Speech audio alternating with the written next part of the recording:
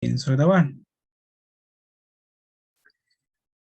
Ese tema es básicamente lo que ustedes ya vieron en Contabilidad Avanzada 1, ¿verdad? Prácticamente todo ya lo han visto. Entonces voy a hacer primero un repaso en la pizarra de lo que vamos a ver en términos generales.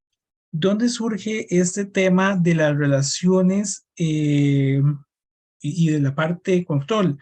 Bueno, cuando la empresa tiene subsidiarias, cuando invierte en otras empresas, cuando tiene algún tipo de negocio con otra empresa. Entonces, hablamos en primera instancia de un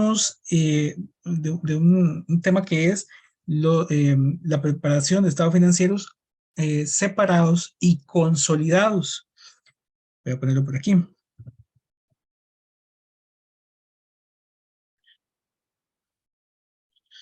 Estos estados financieros y consolidados, como ustedes recordarán, es cuando yo tengo una empresa que es la casa matriz y hay subsidiarias. Aquí tenemos la particularidad de que la casa matriz y las subsidiarias son la misma empresa, pero es como una extensión. Imaginémonos Intel, que está en Estados Unidos y hay una subsidiaria aquí en Costa Rica, o cualquier empresa, ¿verdad? Y no sé, Coca-Cola, que tendrá su casa matriz en Estados Unidos y tiene en varias partes de la región, igual McDonald's, y bueno, ahí hay una serie de negocios que tienen su casa matriz, pero a nivel local también tienen negocio. Entonces, por eso se habla de estados consolidados y separados, porque cada una de las subsidiarias tiene que llevar su propia contabilidad y la casa matriz lleva su propia contabilidad. Es la misma empresa y entonces cuando presentan la información financiera al final de un cierto periodo, es la información financiera de la matriz y de las subsidiarias junta, pero también se puede presentar separado. Se puede presentar la información de cada subsidiaria o de la casa matriz en forma individual. Eh, Puede existir también el caso en que la empresa más bien adquiere acciones de otra empresa, ¿verdad? No sé si recuerdan que uno también puede adquirir acciones y más de cierto porcentaje ya le da control sobre la empresa. Si nosotros nos remontamos a lo que nos dice la NIF 9 de instrumentos financieros y en las secciones correspondientes que estuvimos viendo de los instrumentos financieros básicos y de los instrumentos financieros complejos, yo puedo ir eh, registrando mi inversión de acuerdo a la intención que tengo. Si mi inversión es un poco más especulativa, yo adquiero las acciones simplemente para comprarlas y venderlas en otro momento. Hoy me sobra el dinero, mañana me hace falta y entonces cuando me haga falta yo vendo las acciones y obtengo el dinero. Pero cuando a mí me interesa esa empresa por algún fin estratégico, yo ahora entonces no estaría registrando mi inversión, digamos, de forma de corto plazo o transitoria, ¿verdad? O disponible, digamos, para la venta, sino que ahora lo que me interesa es tener control sobre el negocio y se registra como una inversión en asociadas.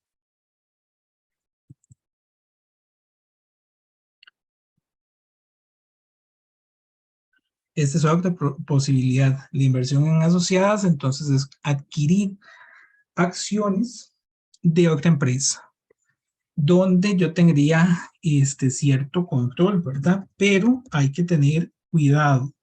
Estoy adquiriendo acciones de esa empresa, pero no todas. No sé, tengo el 40% de las acciones de la empresa X. Eso me da cierta participación en esa empresa, pero yo no soy el dueño absoluto de esa empresa, ¿verdad? Hay otros accionistas.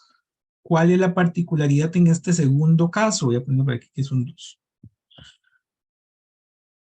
Cuando es una inversión en asociadas, eh, a diferencia de los estados consolidados y separados, aquí yo no voy a tomar el 100% del otro negocio, sino que voy a tomar la parte proporcional de lo que me corresponde. Si yo soy el dueño del 40%, voy a extraer a mis estados financieros el 40% del otro negocio. También existe la probabilidad de que nosotros tengamos negocios conjuntos.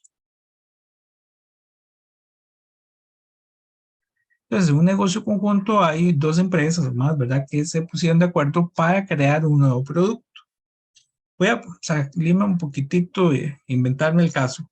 Aquí en Costa Rica ustedes saben que se dio hace algún tiempillo la adquisición por parte de la Dos Pinos de lo que era la Gallito. Bueno, si ambas empresas siguieran operando, digamos, de forma separada, lo que es la Gallito y lo que es la Dos Pinos, ellos podrían haber hecho un negocio conjunto para hacer, por ejemplo, lo que son los helados de los chocolates de Gallito, ¿verdad?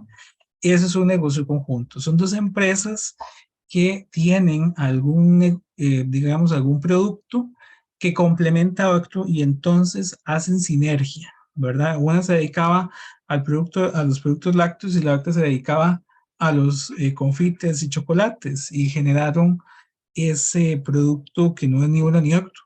Al final es una combinación de los dos. Entonces, básicamente eso sería un negocio conjunto. Son dos empresas o más que se unen para generar un nuevo producto, ¿verdad? Este es, digamos, un acuerdo entre las partes, por así decirlo. En el caso del negocio conjunto, no hay necesariamente una inversión, no es como que yo estoy comprando las acciones de la otra empresa, sino que hay un acuerdo para trabajar en forma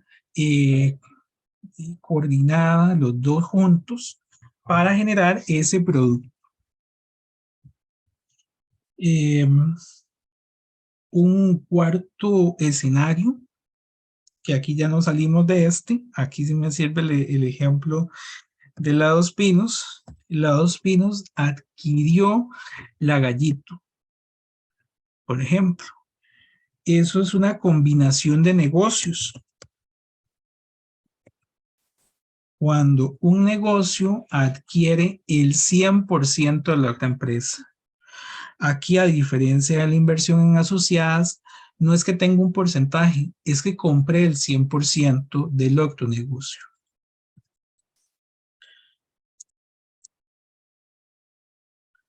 Entonces, ¿qué es lo que sucede? Por ejemplo, en ese caso, la Dos Pinos compró la Gallito y desapareció la empresa Gallito. Lo que quedó fue la marca. Sigue siendo la empresa Dos Pinos y tiene entre sus marcas la Gallito. Entonces, en la combinación de negocios hay hay tres probabilidades. Una empresa adquiere la otra y se mantiene el nombre de una de las dos empresas. ¿Verdad? Esas son las dos primeras probabilidades. O por el contrario, adquiere a la otra y se genera un nuevo negocio. Pero lo importante es que estaría la combinación de las dos. A diferencia de los otros tres escenarios, aquí la combinación de los estados financieros se da en un único momento donde estoy adquiriendo los estados, lo que correspondía a la otra empresa, ¿verdad? Cuando yo hice la compra, me traje todos sus activos y todos sus pasivos y los voy a meter en mi contabilidad como tal, porque ahora yo soy el dueño de todo eso. Ahora se convierte en una única empresa. Y finalmente están lo que son las partes relacionadas. Las partes relacionadas estaría un poco más enfocado en, por ejemplo, que yo soy el dueño de dos empresas. Esto se da mucho, por ejemplo, de empresas que yo soy el dueño de la parte administrativa del negocio, pero también soy el dueño de una empresa que brinda otros servicios. Entonces, ¿cómo funciona la parte relacionada? Que uno de los negocios le puede brindar servicios al resto del grupo. Aquí surge mucho lo que ustedes vieron en costos de los estudios de precios de transferencia, ¿verdad? En estos escenarios que estamos viendo, porque hay cierto vínculo entre las empresas. Entonces, van, por supuesto, a generar actividades entre sí, pero que tenemos que garantizar que tienen o se dan bajo el principio de libre competencia.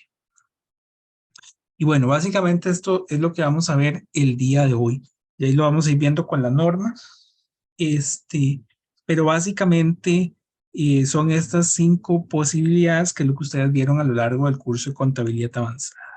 No sé si tienen alguna consulta con este resumencito que hice.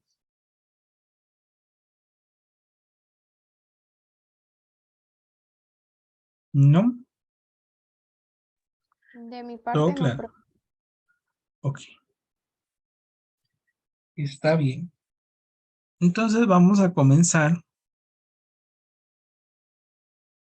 Aquí, con la primera sección, la sección 9, estados financieros consolidados y separados. Entonces aquí es donde les digo que nos imaginemos Intel, que está Intel en Estados Unidos, Intel Costa Rica, la casa matriz y la subsidiaria. Ambas operan en forma separada, pero van a presentar de alguna forma información, valga la redundancia, en conjunto. Entonces nos dice que, bueno, el alcance de esta sección va a ser para ambos elementos, tanto para el estado financiero consolidado como para el estado financiero separado, porque las subsidiarias y la matriz pueden presentar sus estados financieros. Dice, esta sección define las circunstancias en las que una entidad que aplique esta norma presenta estados financieros consolidados y los procedimientos para la preparación de esos estados de acuerdo con esta norma. También incluye una guía sobre estados financieros separados y estados financieros combinados si se preparan de acuerdo con esta norma. Entonces, bueno, pasó a la siguiente positiva, dice que si una controladora, es decir, la casa matriz, por sí misma no tiene obligación pública de rendir cuentas, puede presentar sus estados financieros separados de acuerdo con esta norma. Entonces, eso es algo muy importante. Puede ser que una de las subsidiarias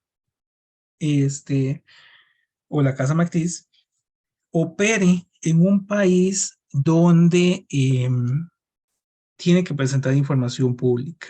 Hay que recordar que la sección de la NIF,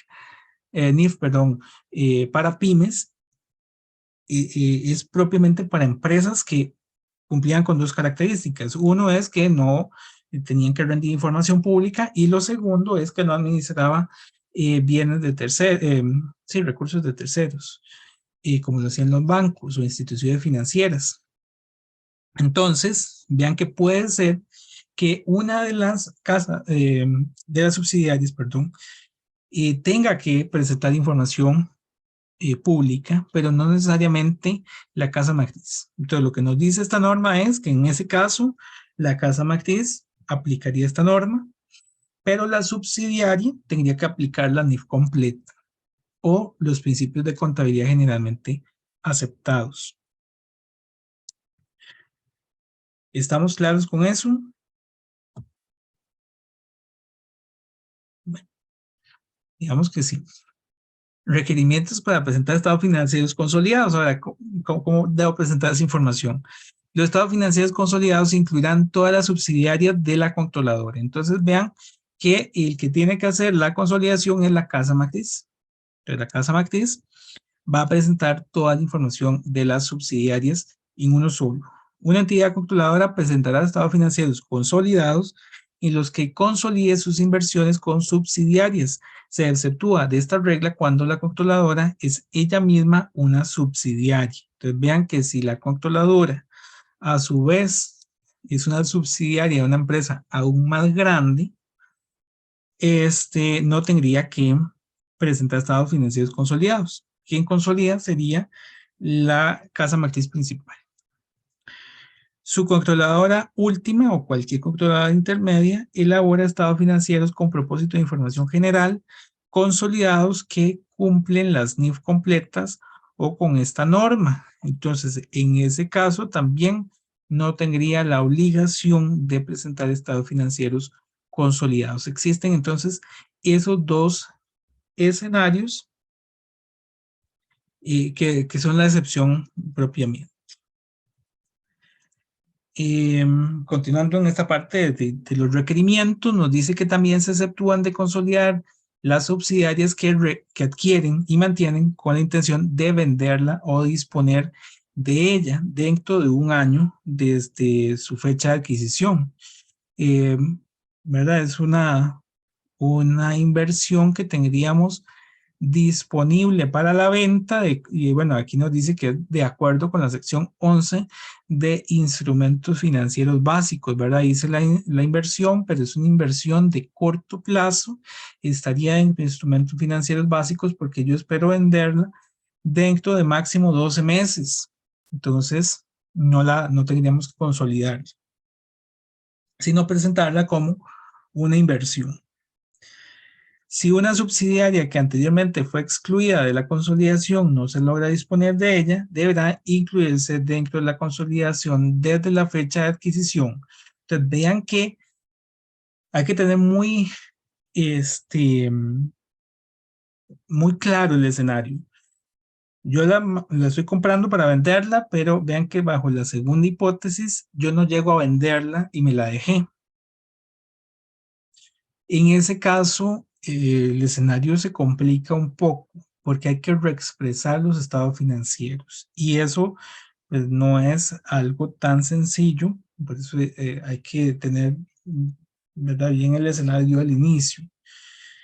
De los periodos anteriores, durante los cuales yo tenía la inversión, ¿verdad? A menos de que exista evidencia de mantener el plan de disposición o venta. Entonces es siempre que yo al final decido dejarme la subsidiaria. No es que simplemente porque me convino en este periodo la voy a dejar ahí como una inversión y ya después la voy a cambiar, sino que tiene que obedecer a la intención del negocio de conservarla o venderla. Eh, También nos dice que si una entidad ha creado una entidad de cometido específico, ¿verdad? Una empresa creó eh, otra empresa para un fin específico. Eh, la entidad consolidará la S, que sería una entidad de cometido específico. A partir de ahí comienza esa palabrita S a salirnos en varias partes de la presentación, cuando la esencia de la relación indique que la S está controlada por esta entidad. Pero entonces siempre que la S tenga esa relación, pues tendría que consolidarlo. ¿Y a qué nos estaríamos refiriendo con esto? Es que, por ejemplo, yo mencionaba anteriormente de que Intel está en Estados Unidos y está en Costa Rica. Es la misma empresa, se llama Intel, ¿verdad?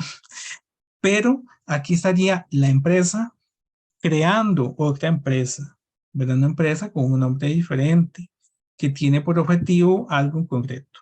Eso se da mucho en el caso de las empresas que, por ejemplo, este, venden vehículos que operan bajo el mismo grupo corporativo, pero en algunos casos les conviene tener una empresa que se dedica, por ejemplo, a la venta de los vehículos, otra que se dedica al ensamblado de los vehículos y otras que se dedican a la elaboración de las partes del vehículo.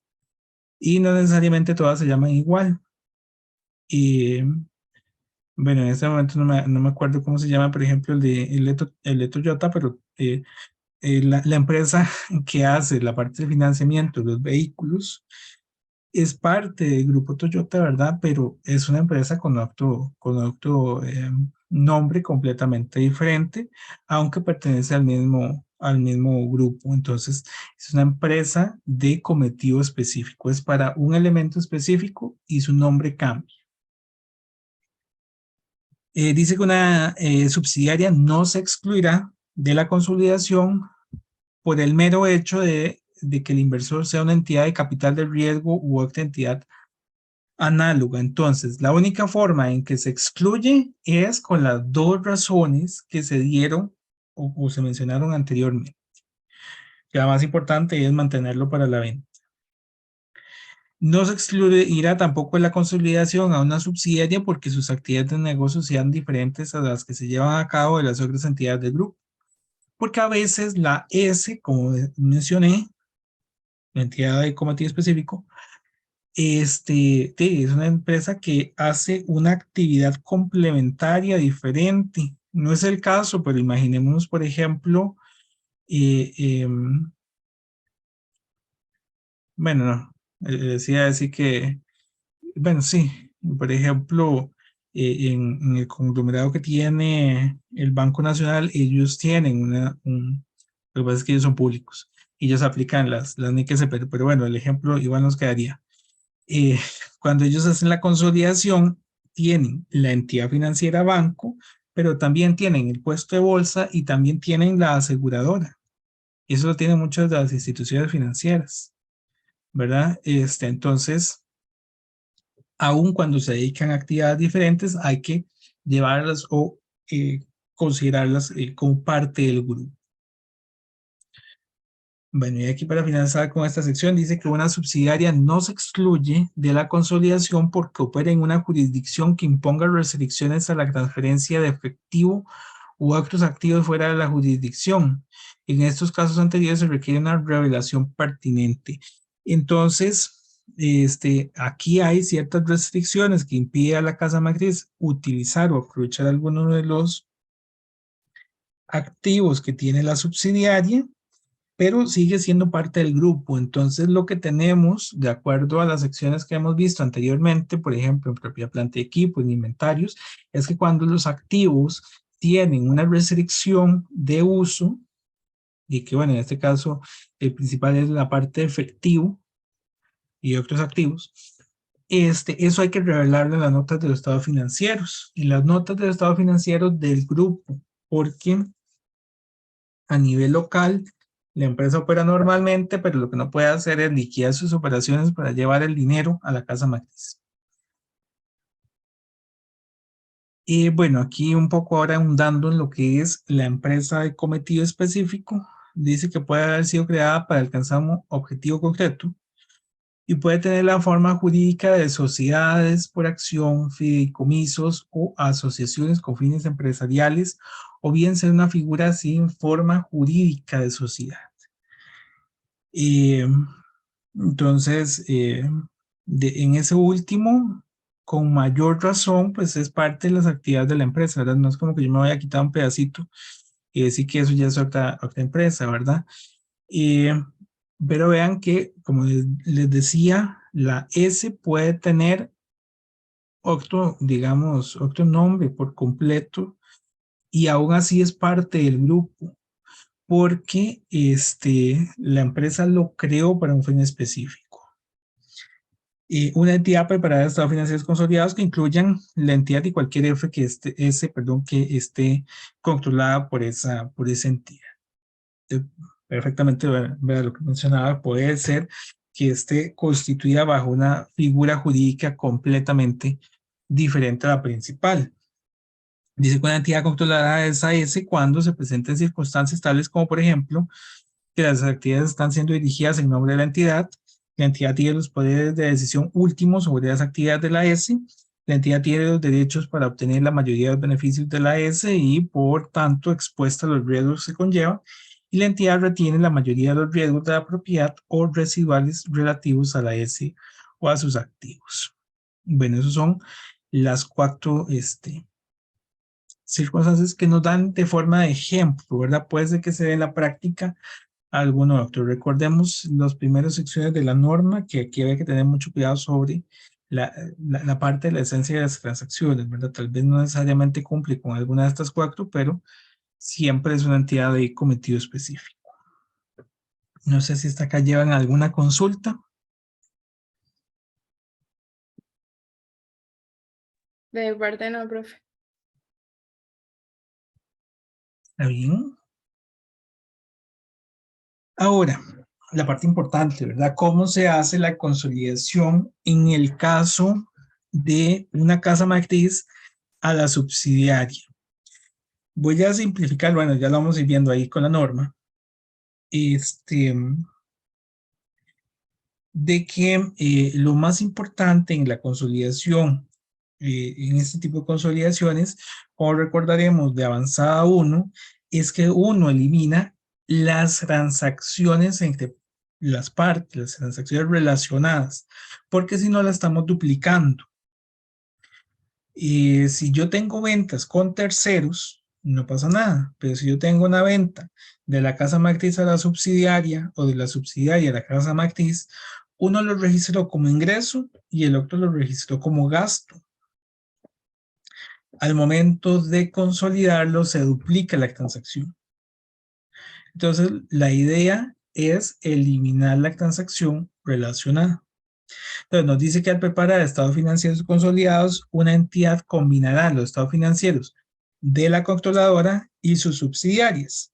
Elimina el importe en libros de la inversión de la controladora en cada subsidiaria, junto con la porción del patrimonio perteneciente a la controladora. Medirá y presentará las participaciones no controladoras en el resultado de la subsidiaria consolidadas para el periodo sobre el que se informan por separado las partidas de los propietarios de la controladora. Entonces, vamos a tener que ir realizando esa consolidación línea por línea, ¿verdad? Que es lo que nos dice al inicio. Recordamos aquellas matrices grandes que teníamos, usábamos en avanzada, es eso mismo. Y nos dice elimine la inversión de la controladora en las subsidiarias y la parte del patrimonio de la controladora. De forma tal que lo que quede es el patrimonio de la parte no controladora, ¿verdad? Bueno, aquí sigue, dice que medirá y presentará las partidas no controladoras en los activos netos de la subsidiaria consolidados por separados de la participación en el patrimonio de los accionistas de la controladora. Las participaciones no controladoras en los activos netos están compuestas por dos elementos. El importe de la participación no controladora, que es lo que mencionaba hace un ratito, en la fecha de combinación inicial, calculando de acuerdo con la sección 19 la combinación de negocios y plusvalía. Esta sección 19 la vamos a ver ahorita. Y la porción de la participación no controladora en los cambios en el patrimonio desde la fecha de la combinación. Entonces, estarían los dos elementos, ¿verdad? La participación no controladora al inicio y durante el periodo que ha estado. Finalmente dice que las proporciones del resultado de los cambios en el patrimonio distribuidos a los propietarios de la controladora y a las participaciones no controladoras se determinarán sobre la base de las participaciones existentes en la propiedad y no reflejarán el posible ejercicio o conversión de las opciones o instrumentos convertibles. Recordar que estas opciones o acciones convertibles es cuando yo tengo un instrumento derivado. Eso lo vieron en finanzas.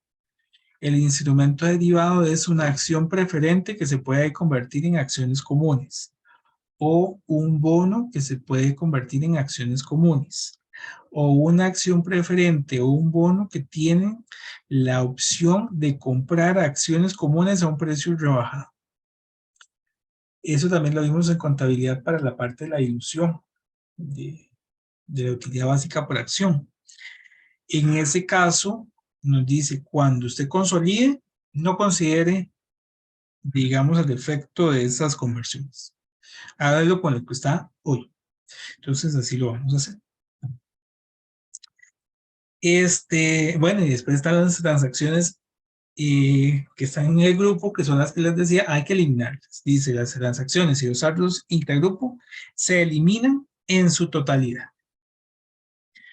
Las ganancias y pérdidas procedentes de transacciones intergrupo que están reconocidas en activos se eliminarán en su totalidad, ¿verdad? Lo que les decía, en una empresa es la que vende el inventario, la otra es la que lo compra. Entonces, ahí está implícito esa ganancia o esa pérdida que podría haber estado en la transacción. Las pérdidas en cada grupo pueden indicar un deterioro en el valor que requiera su reconocimiento de estados financieros consolidados.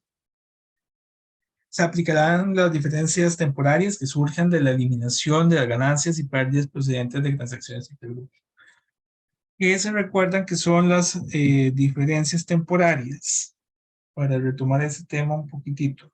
No es de hoy, pero algunos se hicieron una investigación relacionada con eso. Entonces, ¿qué son las diferencias temporarias? Los que investigaron el tema de impuestos. Y bueno, ahí lo vimos en el foro.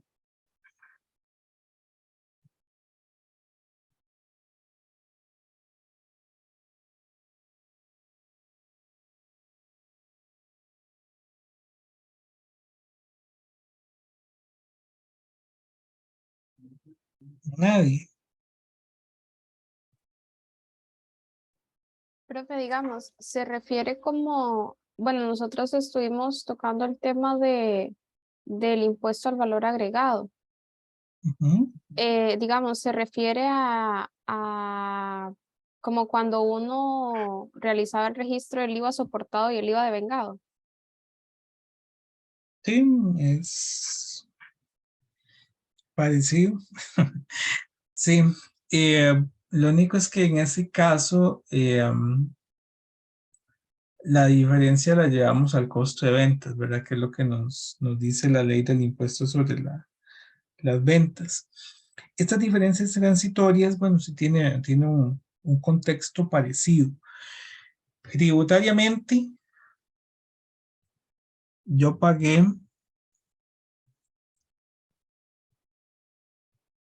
5,000, pero contablemente yo había registrado 6,000. Es decir, que la tributación me reconoció menos impuesto, está reconociendo 5,000, menos impuesto de lo que yo he pagado.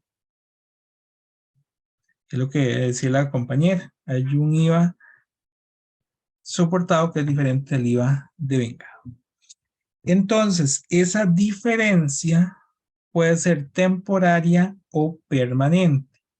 ¿Qué significaría temporaria?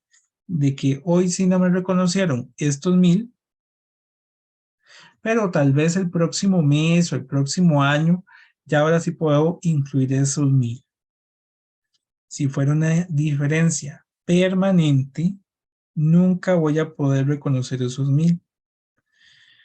Entonces, ese tema, que lo tendríamos para más adelante, es el tema de la conciliación tributaria, que ustedes vieron en Contabilidad Avanzada 2, y que la idea es precisamente eh, hacer una conciliación entre lo que yo registro contablemente y lo que registro fiscalmente, que no es lo mismo, no tienen las mismas bases.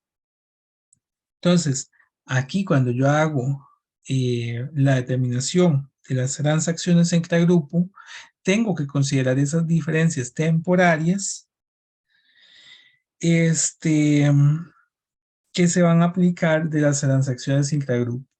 Porque las transacciones intragrupo, pues no es que simplemente nosotros pudiéramos, eh, digamos, y reconocerlas como tal.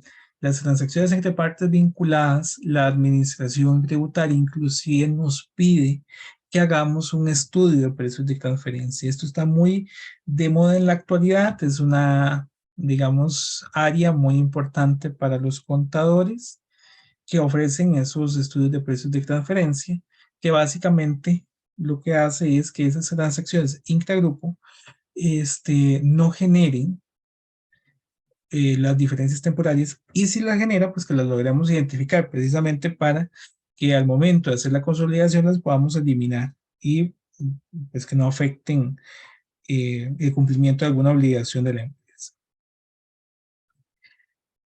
No sé si les queda claro el tema de las transacciones intervinculadas y principalmente esta de diferencias temporales, que precisamente lo vamos a ver más adelante de nuevo.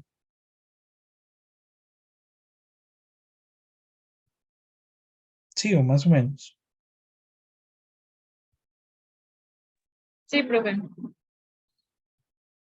Bueno, está bien. No parece muy convencida, pero está bien.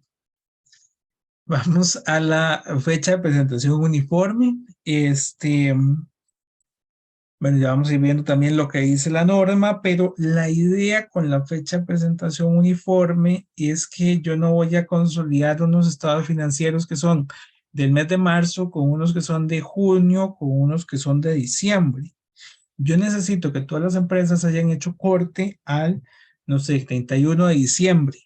Puede ser que en un país pues no hagan corte el 31 de diciembre, como nos pasaba a nosotros antes, que lo hacíamos al 30 de septiembre. Pero la idea entonces es ajustarlo para que sean el mismo periodo. Si no, no tiene mucho sentido, ¿verdad? Entonces dice que los estados financieros de la controladora y de la subsidiaria utilizados para la elaboración del estado consolidado deberán estar referidos a la misma fecha de presentación, a menos de que sea impracticable. A menos de que sea impracticable, pero bueno, yo diría que es casi, bueno, no sé, un 90% de los casos puede ser practicable. Es muy difícil que uno no pueda sumarle ese pedacito de los meses o quitar el pedacito de los meses que hace la diferencia. Bueno, cuando es impracticable, la norma dice que en estos casos se consolidará la información financiera de la subsidiaria utilizando los estados financieros más recientes de esta, ajustándolos por los efectos de las transacciones significativas o sucesos que tengan lugar entre la fecha de estos estados financieros y la fecha de los estados consolidados, ¿verdad? Un poco la aplicación de la sección de hechos posteriores que vimos como en el tema 2, ¿verdad? Que ahí habría que ver qué es lo que ha pasado desde la fecha en que se generó el estado financiero hasta la actualidad. Entonces, por lo menos tenemos un panorama de qué es lo que ha sucedido. Aunque no he podido actualizar las cifras, sí sé lo que sucedió. Las políticas también tienen que ser uniformes, ¿verdad? Y la medida de lo posible. Y entonces dice que los estados financieros consolidados se prepararán utilizando políticas contables uniformes para transacciones similares. Ojo, transacciones similares, ¿verdad?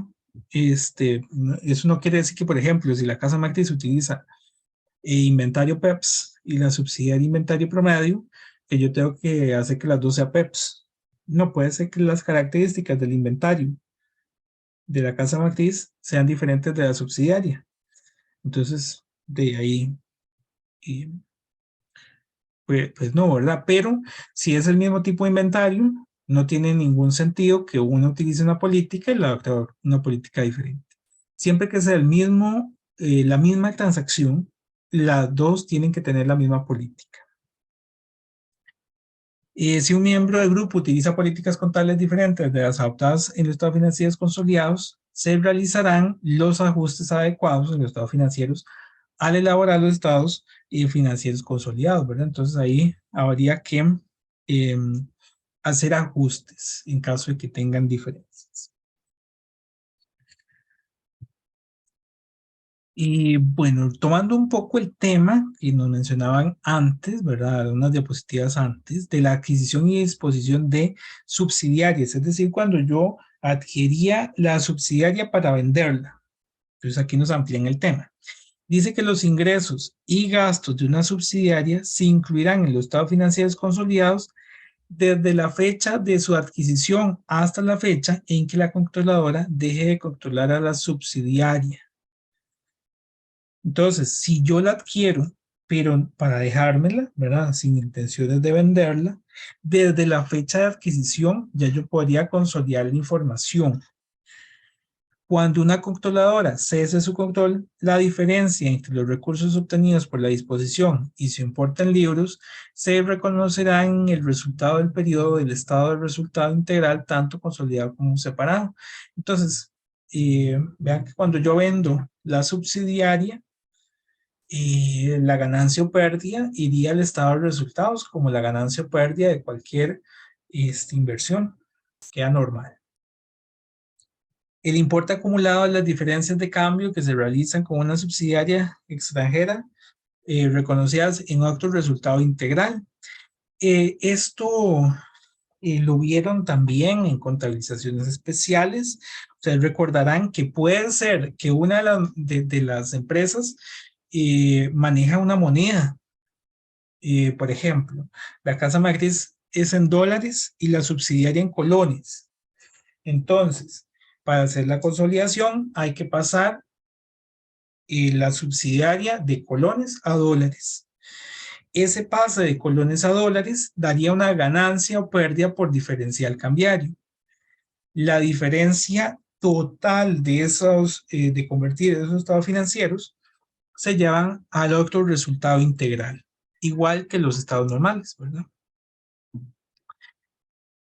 Y también nos dice que si una entidad deja de ser subsidiaria, pero se continúa manteniendo una inversión, deberá contabilizarse como un activo financiero desde la fecha en que la entidad deja de ser subsidiaria, a menos de que se convierta en una asociada o en un negocio controlado de forma conjunta. Entonces, vean que si yo pierdo el control de la subsidiaria, pero aún tengo la inversión, por ejemplo, yo tenía el 40% y ahora tengo el 10%. Tengo que cambiar la forma en que llevo esa inversión. Si yo tenía el 40%, hace un rato decía que tendría que llevarlo como un activo no corriente.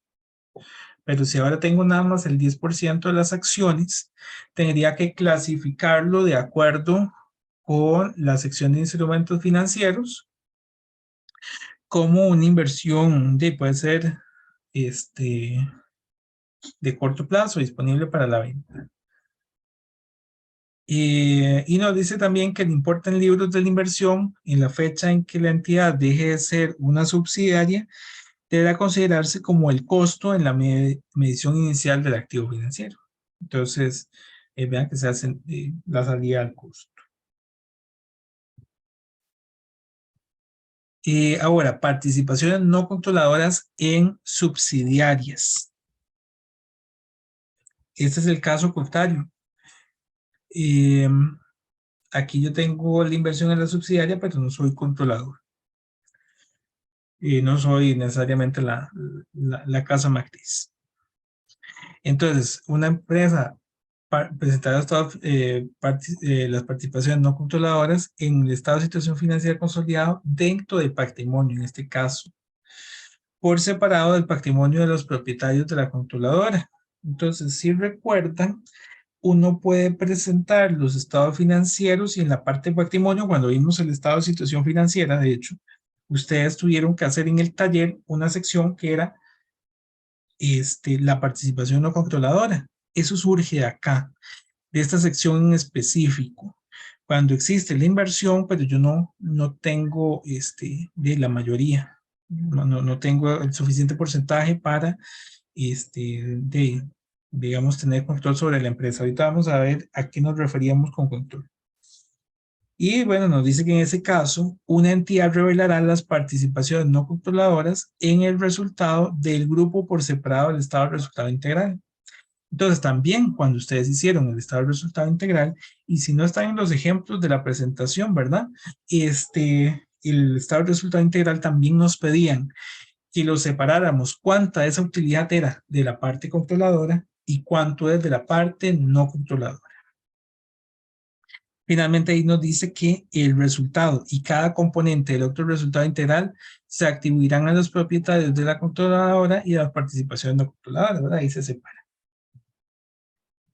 Y en las notas de los estados financieros tenemos que revelar esto, el hecho de que los estados financieros son consolidados. ¿Verdad? Hay que recordar que hay que darle toda la información o todo el contexto a la persona que está entendiendo los estados financieros. Entonces, no es lo mismo que yo estoy analizando el estado financiero de la casa matriz o el estado financiero de la subsidiaria o el estado consolidado de los dos. ¿Verdad? Son cosas separadas por completo. Uno tendrá un panorama más amplio que los demás, por ejemplo. La base para concluir que existe control sobre la controladora, bueno, ahí hay un error de reacción. Cuando la controladora no posee más de la mitad del poder del voto, ¿verdad? Eso se haría cuando, digamos, manejamos la inversión, pero no tenemos el 51%. Pero aún así, si tenemos control en la empresa, entonces eso hay que revelarlo en las notas de los estados financieros. cualquier diferencia en la fecha sobre la que se informan los estados de la controladora y las subsidiarias, ¿verdad? Lo que mencionaba hace un rato, el periodo tiene que ser igual, entonces se mencionará que el periodo es el mismo para matriz y subsidiarias, y si es diferente, pues tiene que explicarse en las notas de los estados financieros. La naturaleza y alcance de cualquier restricción significativa sobre la capacidad de la subsidiaria para transferir fondos también ya mencionado, ¿verdad? Entonces se revelarían las notas. En el caso de los estados separados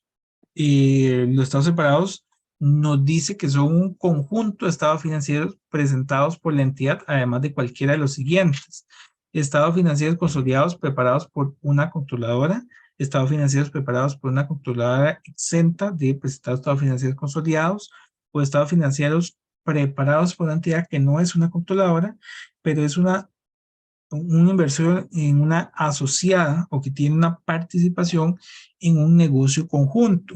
Entonces vean que aquí en los estados financieros separados existirá o existe la inversión, pero no estoy consolidando como tal los estados financieros, ¿verdad? No estoy trayendo, como mencionábamos en esta parte anterior, la información de la otra empresa para unirla línea por línea, sino que, bueno, aquí lo presentaremos como una inversión. No sé si hay alguna consulta de momento.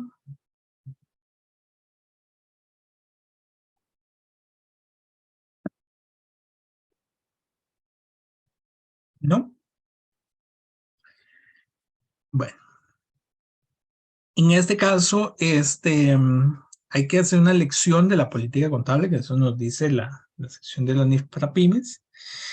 Dice que cuando una controladora, un inversor en una asociada o un participante con una participación en una entidad controladora de forma conjunta prepara estados financieros separados y los describe como de conformidad con la NIF para pymes, esos estados financieros cumplirán con todos los requerimientos de la norma, excepto por lo siguiente: la entidad adoptará una política de contabilizar sus inversiones en subsidiarias, asociadas o entidades controladas de forma conjunta en sus estados financieros separados al costo menos el deterioro del valor, al valor razonable con cambios en el valor razonable reconocidos en resultados, o usando el método de participación. Entonces vean que aquí habría que identificar una de estas series políticas para que la entidad separada determine cuál es la que va a utilizar, y eso lo estaría revelando en las notas. Entonces cumpliría en todo sobre las NIF, ¿verdad? Como dice aquí, cumple todos los requerimientos de la NIF, excepto por esa política para contabilizar la inversión. Y en este caso, de información que tendremos que revelar, bueno, estos son estados financieros combinados, que es otra de las posibilidades. Cuando son estados financieros combinados, aquí tal vez contextualizar, ¿verdad? Consolidados, estados consolidados es, eh, vamos a ir tal vez a la imagen que tenemos por acá. Los estados consolidados están aquí, ¿verdad? Cuando existe la relación matriz subsidiaria. En el otro, cuando no tengo control, pero sí soy dueño de un pedacito de la empresa, estoy aquí en inversiones en asociadas. Y en el último, que son combinados, son negocios conjuntos, que lo que tengo es un acuerdo, no tengo acciones de la empresa. Entonces nos dice que cuando es una participación, perdón, me devolví. Cuando eran estados financieros combinados, lo que necesito presentar es el hecho de que los estados financieros son estados financieros combinados, la razón por la que se preparan los estados financieros combinados, la base para determinar qué entidades se incluyen en los estados financieros combinados, la base para la preparación de los estados financieros combinados y la información a revelar sobre partes relacionadas. Entonces veamos así a grandes rasgos que esta sección 9 de estados financieros separados y combinados consolidados, perdón, y nos da unos preceptos de cómo la entidad debería presentarlo en varios casos, dependiendo de la relación que tenemos con la otra parte. Si yo soy dueño de la otra parte, si estoy relacionado con la otra parte o si lo que tengo es un contrato con la otra parte. ¿Alguna consulta para finalizar esta sección 9? Que vean que es prácticamente lo mismo que su equivalente en las NIF. En este caso es prácticamente igual que la NIF completa. No hay consulta.